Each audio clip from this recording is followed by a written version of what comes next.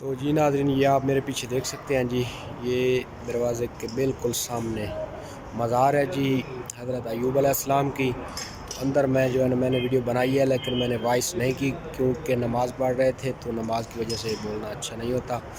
تو یہ سامنے جو یہ گرین کپڑا لگا ہوا ہے، یہ ایوب نبی علیہ السلام کی جو ہے نا قبر ہے جی، یہ دروازہ ہے جی۔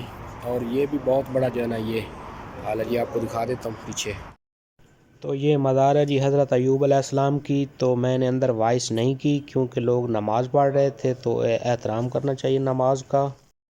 یہ ہے جی کمرے کا دروازہ، اور آپ کو اندر لے کر چلتے ہیں جی۔ تو جی ناظرین، اس وقت میں مزار کے اندر موجود ہوں جی۔ یہ سامنے یہ حضرت ایوب علیہ السلام کی مزار ہے جی۔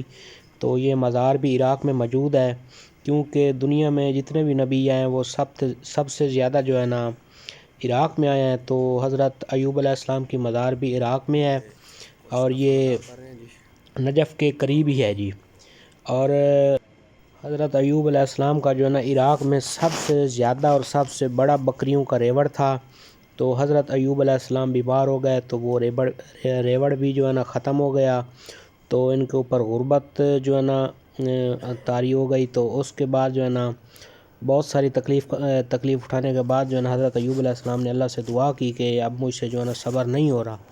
تو اللہ نے کہا کہ جاؤ فلاں کنویں سے جو ہے نا جا کے وضو کرو تو تم صحت یاب ہو جاؤ گے۔